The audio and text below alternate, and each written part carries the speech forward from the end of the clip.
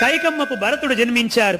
చైత్రశుద్ధ దశమి పుష్యమి మీన లగ్నమున రవి కుజ గురు శుక్ర శనుల ఉచ్చ స్థానములో ఉండగా భరతులు వారు జన్మించారు. అదే విధముగా సుమిత్రకి లక్ష్మణ శత్రుఘ్నులు చైత్రశుద్ధ దశమి ఆశ్లేష కర్కాటక లగ్నమున రవి కుజుడు గురు శుక్రు శని ఉచ్చ స్థానములో ఉండగా జన్మించారు.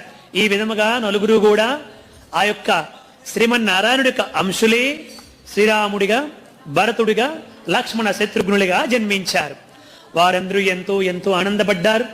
ఆ కౌసల్యమాత సుమిత్రమాత కైకమ్మల ఆనందానికి అవధులు లేవు. దశరథ మహారాజు ఎంతో ఎంతో ఆనందపడ్డాడు. వశిష్ఠ మహర్షి వచ్చారు. ఆ యొక్క ముహూర్తము చూసిన తర్వాత అతనికి రమేతేతి రమః, ఇతను అందరిని రమింపజేస్తాడు కాబట్టి రామ అన్నటువంటి పేరుని పెట్టారు. మీకు ముందే చెప్పాను, రామ అన్నటువంటి పేరు ముందే మనకి లోకములో ఉంది కాబట్టి రామ అని పేరు పెట్టారు. ఇతనికి లక్ష్మణ అని పెట్టారు, ఇతనికి భరత, అతనికి శత్రుఘ్నుడు అని